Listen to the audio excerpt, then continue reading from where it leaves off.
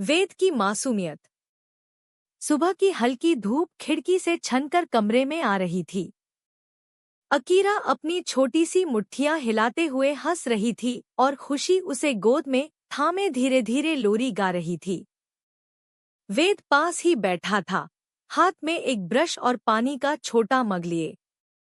वो माँ के पैरों के पास झुककर फर्श को पोंछ रहा था। माँ, आप मत उठो, मैं सब कर दूंगा, खुशी ने मुस्कुराकर कहा। बेटा, तुम अभी छोटे हो, ये सब तुम्हारा काम नहीं। वेद तुरंत बोला। तो फिर आपका काम कैसे है? आप तो देख भी नहीं सकती। मैं हूं ना आपकी आंखें। उसकी मासूम आवाज सुनकर खुशी की आंखों से आंसू छलक आए। उसने वेद को गले से लगा लिया। उसी वक्त विराज अंदर आया। उसने ये दृश्य देखा। उसका दिल भर आया। उसे लगा जैसे ये छोटा सा बच्चा किसी पहाड़ से भी बड़ा सहारा है। विराज ने वेद के पास जाकर उसके सिर पर हाथ फेरा। तुम सच में बहुत बहादुर हो। वेद चमक उठा। सच पापा? तो फिर आप वादा करो, आप कभी हमें छोड़कर कहीं नहीं जाओगे। ये सुनकर विराज का गला भर आया। उसने चुपचाप सिर हिला दिया, लेकिन भीतर कहीं जानता था उसका मिशन उसे बार बार दूर खींच ले जाएगा। खुशी ने विराज के चेहरे की चुप्पी महसूस कर ली। उसने मन ही मन सोचा, वो कुछ छुपा रहे हैं। मगर क्या? दिन बीतते गए। वेद हर वक्त अपने पापा के साथ चिपका रहता। पापा, चलो पतंग उड़ाते हैं। पापा, आज मैं आपको ड्राइंग बनाकर दिखाऊंगा। विराज पहले तो संकोच करता था, लेकिन धीरे धीरे वो पिघलने लगा। उसके दिल में पहली बार परिवार का स्वाद उतर रहा था। वो वेद की हंसी सुनता तो उसके भीतर की सारी ठंडक पिघल जाती। खुशी अक्सर खामोश बैठकर ये सब सुनती और उसके चेहरे पर मुस्कान फैल जाती। वो सोचती, मेरे अंधेरे ने मुझे इन दो रोशनी के दीपक दिए हैं। लेकिन इस घर की शांति हमेशा के लिए नहीं थी। एक रात विराज को एजेंसी का कॉल आया। उसने छिपकर मोबाइल उठाया। हाँ, मैं तैयार हूं। मिशन का अगला चरण कब? फोन के उस पार से आवाज आई। बहुत जल्द। याद रहे, तुम्हें अपनी असली पहचान किसी भी हाल में उजागर नहीं करनी। तुम्हारी बीवी या बच्चा कुछ न जान पाए। विराज का दिल सहम सा गया। उसने खिड़की से बाहर अंधेरे में देखा। अगर कभी इन्हें सच्चाई पता चली तो क्या होगा? अगले दिन वेद ने अचानक कहा, पापा, आप मम्मी को पार्क ले चलो ना। वहां सब लोग घूमते हैं।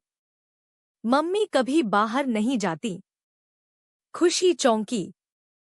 वेद, मैं वहां जाकर क्या करूंगी? वेद ने मासूमियत से कहा, माँ, आप देख नहीं सकती तो क्या हुआ?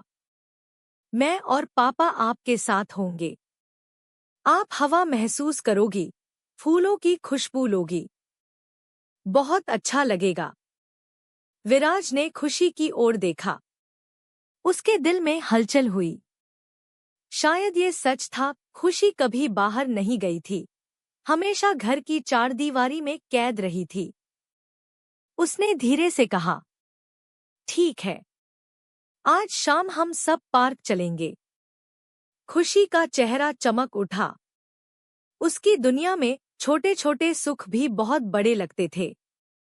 शाम को तीनों और गोद में अकीरा पास के पार्क पहुंचे। खुशी ने हवा में फैलती मिट्टी की खुशबू महसूस की।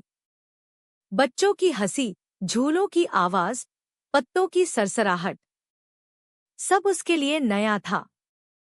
वेद ने उसका हाथ पकड़कर कहा, माँ, यहाँ फूल है, इन्हें छूकर देखो।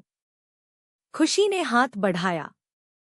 नरम पंखुड़ियां उसके उंगलियों से टकराईं। उसका चेहरा खिल उठा। ये बहुत सुंदर होंगे न? विराज ने उसकी ओर देखा।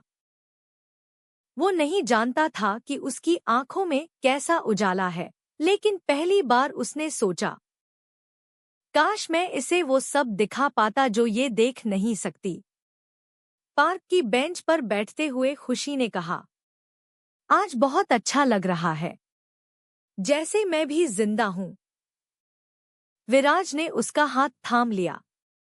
उसने पहली बार भीड़ में खुले आसमान के नीचे उसका हाथ दबाया। खुशी का दिल तेजी से धड़कने लगा। उसने झुककर फुसफुसाया, आप हैं ना मेरे साथ, तो मुझे कुछ और नहीं चाहिए। विराज ने बिना सोचे उसके माथे पर एक हल्का सी किश रख दी। खुशी के लिए वो किश पूरे जहां का उजाला थी। वेद ने पीछे से मासूमियत से कहा, पापा, आप माँ को बहुत प्यार करते हो ना? विराज और खुशी दोनों मुस्कुरा दिए। खुशी के गाल लाल हो गए। विराज ने पहली बार दिल से कहा, हाँ, बहुत। लेकिन उस रात जब सब सो रहे थे, विराज को एजेंसी से दूसरा संदेश मिला। मिशन शुरू हो चुका है। तुम्हें अगले हफ्ते सक्रिय होना होगा। याद रहे, अगर तुम्हारी पहचान खुल गई तो तुम्हारा परिवार भी खतरे में होगा। विराज के हाथ कांप गए। उसने सोते हुए खुशी और बच्चों को देखा। क्या मैं इन्हें इस अंधेरे में झोंक रहा हूं? उसका दिल दो हिस्सों में बंट गया। एक तरफ फर्ज, दूसरी तरफ प्यार।